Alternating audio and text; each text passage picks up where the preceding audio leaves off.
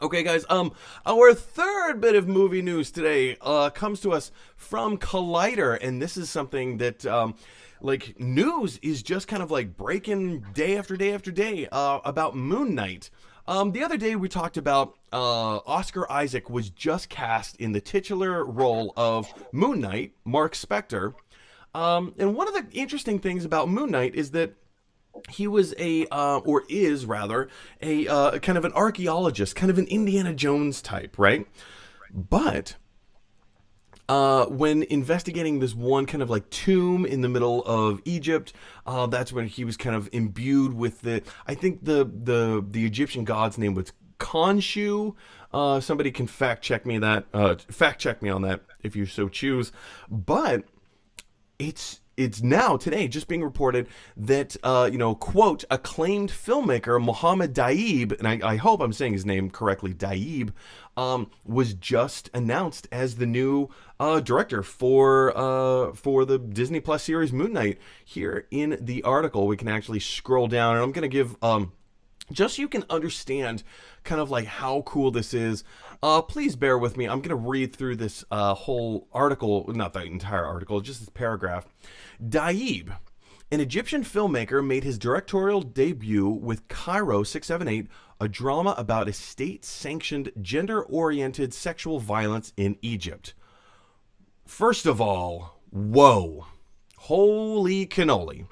The article goes on to say it was released just 1 month after the Egyptian Revolution, and many reported on the film being instrumental in the cultural shift that led this revolution. From there, Daib went on to direct the film Clash, a Cannes Film Festival entry about various factions. Regarding the 2012-2013 mass-scale Egyptian protests.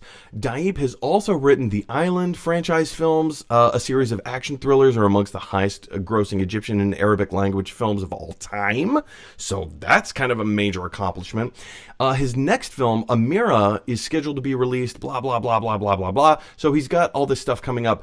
You guys, when you look at his filmography and some of the stuff that he was able to do and produce and come out with, this ain't no like, man, we'll just get some schlub off the street to direct this thing. This is a filmmaker who has created and helped sustain major cultural shifts in Egyptian culture. That ain't no small feat, you guys. That ain't no small feat. So getting like an acclaimed director in Mohammed Daib to direct the series and have a clear vision. First of all, my knee-jerk reaction is, what kind of series is this going to be? Like, is this going to be like a political thriller? Because if so, yes, please, starring Oscar Isaac and like playing Mark Spector, Moon Knight, who is he has multiple personality disorder. He has all of these different identities that he associates with. In more recent comics, brought on by the Egyptian god Khonshu, like that. What? Like, what in the world is this going to be? Daniel, you may be hearing about this for the first time. You may not. What are your knee-jerk reactions, and what in the world? Like, how is Marvel going to Is Marvel going to allow Daib to do his thing, or is Daib going to allow Marvel to kind of like move him in their direction? What do you think? Look, Mike, this is not the first time I'm hearing about this. This is the second time, the first time being 10 minutes before the show when we talked about it. But Woo-woo! what I will say is my knee-jerk reaction is that I think he's going to be given the rope to do what I like to do, but I couldn't necessarily speculate about. I think this is a great move, especially what you mentioning everything in his background. I love when people that I might not expect to do a superhero franchise are like doing a franchise, and you're like, oh my god! And then you get to see. Usually, when we were talking about, you get to put yourself, in someone's shoes for storytelling. You get great storytelling, and it's usually very unique and has a unique voice, while still having all of the tropes and all the story points that make it a great story. So I think it's a great move, and I think if Marvel is smart, they're probably hiring him to do what he does and not to do what they want him to do. But also, corporate overlords do what corporate overlords do. So you never know. I mean, that's a fair point. Corporate overlords do what corporate overlords do. You're right in that assessment. But I think Marvel and, specifically Kevin Feige has established this pattern of getting filmmakers, smaller filmmakers, and then like boosting them up and seeing what they can do. Very famously, they did that with the Avengers directors, the Russos.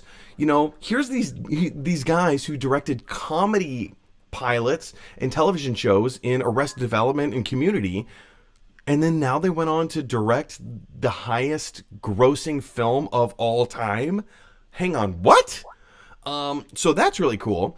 Same thing with AntMan director. Originally they were going to get why can't I think of his name? This is gonna kill me. English filmmaker. He worked with Shaun of the Dead guys. Shoot, I can't think of his name. He did Baby Driver. Everybody who's watching this right now is like screaming at. They're all knowing, and they're all being like, "Those dumbos." Oh man. Edgar Wright, thank you. So Edgar Wright originally came on to write and direct AntMan. They had creative differences. It seemed, and I feel like Edgar Wright's story was the turning point for Marvel and specifically Kevin Feige, because Edgar Wright wanted to make an Edgar Wright movie, but Marvel didn't want to make an Edgar Wright movie. Edgar Wright didn't want to make a Marvel movie. He wanted to make his own movie, and I think that's what a lot of fans wanted to see. I think a lot of fans wanted to see, what does an Edgar Wright MCU film look like? And we kind of got denied that. And I think that was a bit of a turning point where, in that regard, after that all went down, I kind of feel like some of the filmmakers were given more leeway to do what they wanted to do, right? Yeah.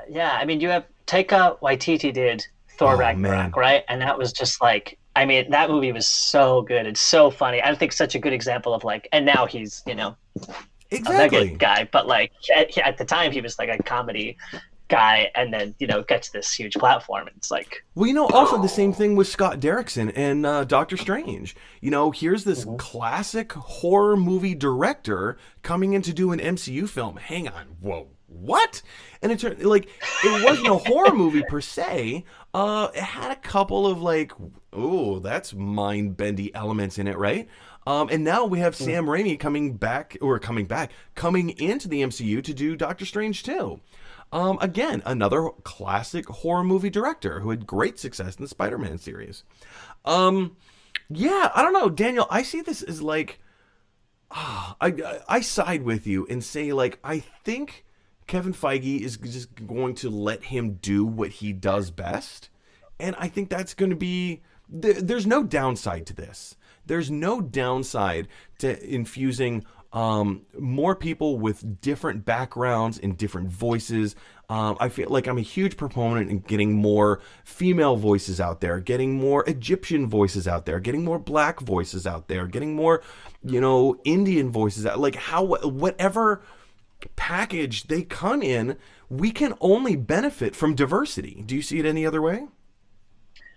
No, I mean, spot on all around. I think this is only a good thing. Anyway, guys, question is for you. What do you think of Mohamed Daib coming in to direct the Moon Knight series? Is there a particular film of yours that spoke to you? Is there something that we're overlooking maybe? Is this not going to be the right fit for Mohamed Daib? Jump down to the comment section below and let me know your thoughts. Hey, everybody. Thanks for watching. If you like this video, click like. If you really like this video, click subscribe. And if you really, really like this video, click share. Because that is exactly what Michelangelo from the Ninja Turtles would want you to do. Teenage Mutant Ninja Turtles.